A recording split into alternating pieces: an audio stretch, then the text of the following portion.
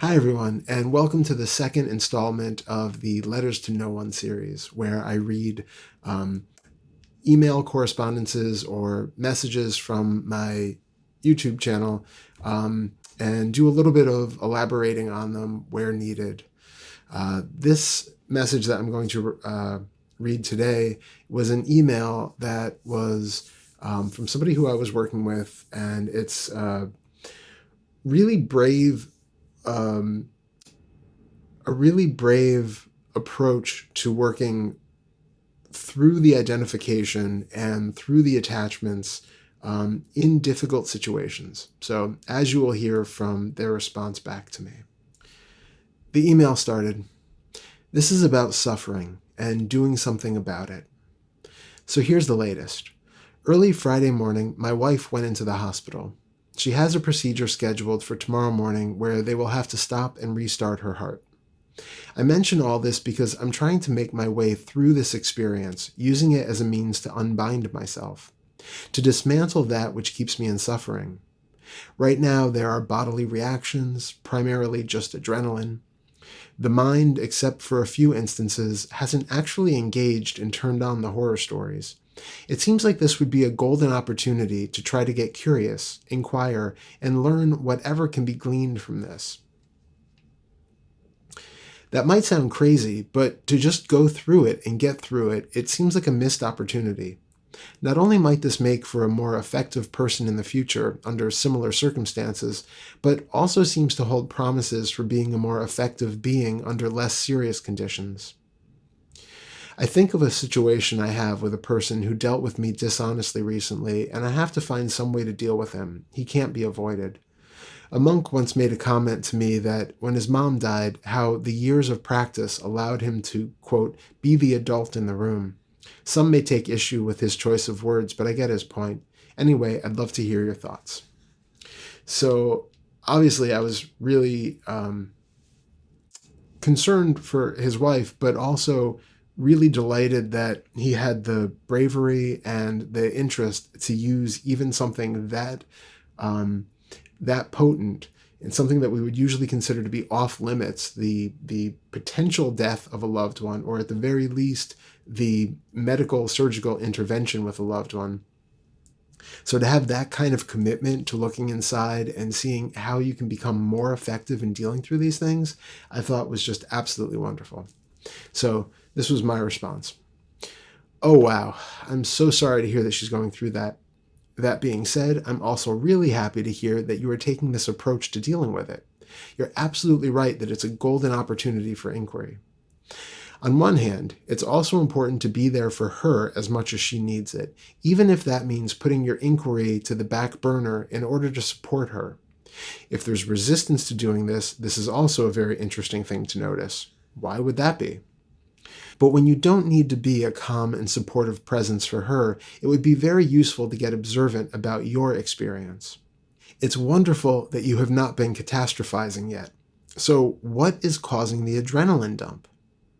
There is nothing threatening or scary about lying in a bed in a hospital. It's only a bed. And it's a bed with extra good care. There's nothing scary about a high heart rate. If she was exercising, this would be great. So there is an inherent assumption about what all of this means. Her heart is doing the best it can given the situation it's in, and the heart is actually doing the right thing too. So is there a fear of the implication of the procedure and what it means going forward, one way or another? You might not have proliferating thoughts about all the possible outcomes, but there must be some idea that this is a dangerous, life-threatening situation, and all the ideas of what that might entail. Otherwise, there would be no adrenaline, no fear, no more consideration than having your dog go to the groomer. And if you immediately say this is a dangerous, life-threatening situation, how do you know that in this moment? Where is the proof right here? It's not that the thoughts are right or wrong, but that they are only thoughts. Like we talked about in the last meeting, right now, none of that is happening. She has a high heart rate, but again, that alone is not deadly in this moment. Right now, her heart has not stopped, and she is not in the operating room or wherever the procedure is being done. So keep being with what is. And when the procedure is happening, notice what is coming up then. Has anything really changed in your experience? I assume you'll be sitting in a waiting room where anything can be happening, so you'll only have your own imagination to fill in the blanks. Notice also if this adrenaline ties into feelings of helplessness or lack of control since you can't do anything about it. This will be particularly relevant during the procedure. Notice which thoughts come up, and notice which bodily sensations accompany them. And then simply recognize sensations as sensations. And remember that they do not mean that you need to do something. A feeling of discomfort in the body does not mean that you need to raise your voice, or speak harshly, or storm out of the room, or anything else. It's just that hologram in a room. It does nothing at all. That was a reference to something in the meeting that we had talked about. It's the idea that it can feel very much like reactivity is necessary because it feels like there's something stable and solid in the body, which is super uncomfortable and is somehow forcing an action to happen. It's like there is no difference between feeling anger and reacting from that anger. But actually, what it is a bunch of sensations that have absolutely no density to them. It is impossible for a sensation to do anything. It's just like having a hologram in the room. If you imagine like a three-dimensional hologram just standing there, it might be yelling at you. It might seem very imposing. It might be doing all sorts of threatening gestures, but you can put your hand right through it. There's absolutely no solidity to that image at all. And that's exactly what is happening with all of the feelings of a self in the body and all of the feelings of resistance and aversion and craving, anything that feels like there is something solid that is making something necessary. You just need to look into that and recognize its hologram nature. Going back to the letter, you can also notice that the only reason why any of this concern, fear, stress, worry gets triggered is because the current situation is not aligning with your projections of how it should be. You should be having a normal weekday where everyone is healthy, but life is not complying to your assumption of the way it should be. So do you need to rectify that situation? Is it not okay that life is the way it is? Do you feel like you know that it should be different or that you could do something to change it? Investigate feelings of control and feelings of a person whose life is going to be impacted by this either way. There are a lot of things in this to look at, so I'd suggest bringing this message with you and checking back in with it to see if something new is relevant to you in this moment. Which of the hooks have you gotten caught on? Can you find some other way of identifying that I haven't mentioned yet?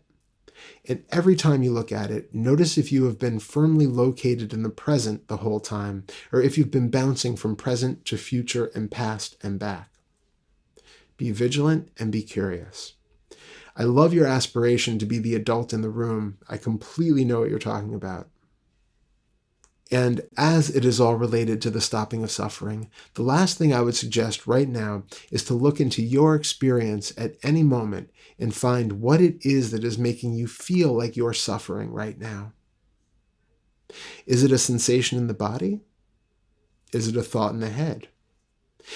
Is it the fact that life isn't doing what you want it to? Where exactly is that suffering coming from, and does it need to be suffering? Is a thought a cause for suffering? It's just a thought. What can it do? Is it a physical sensation? Even extreme physical pain can be tolerable, interesting, and even pleasant depending on how we experience it. So where is the root of this suffering, and why does it need to be taken as being real? I'll leave it at that. Again, I applaud your drive to make use of the difficult situations. Just remember to be there for yourself and for your family. Compassion is key here. I wish her luck with the procedure and a speedy recovery, and I wish you luck with your inquiry. Sending much love. So he eventually wrote back and answered some of the questions that I had posed in it.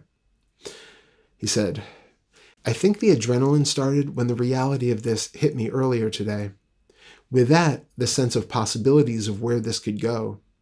This connects to late Friday night, early Saturday morning when things appeared bleak, not knowing what was going on or having any understanding of the nature of the situation. Other than those 2 moments, thoughts weren't an issue, so it seems the problem sources from thinking. I hadn't realized it, but yes, there was helplessness and lack of control in all of this. Very much so. That was another blind spot. FYI, my wife is on the path, for lack of any better term. She has that way of seeing life that so many of us have, seeing through convention, the usual illusions, seeing the emptiness of things, the falsehood of belief, and so on. So fortunately, we can talk about these things even in the midst of something like this. She just said to me earlier, this was a strong reminder of how meaningless all of this stuff is that we call existence, living, or however you want to refer to it. So after that, our talk was mostly just pleasantries back and forth until the next meeting. So I don't have another responsive mind to tack onto that, but I felt like it was so good seeing how things worked out. And just FYI, his wife is fine. Things did in fact go well, and it did turn out to be an insightful experience for him. So this is just a reminder for you all to be open to using any situation as a time for inquiry.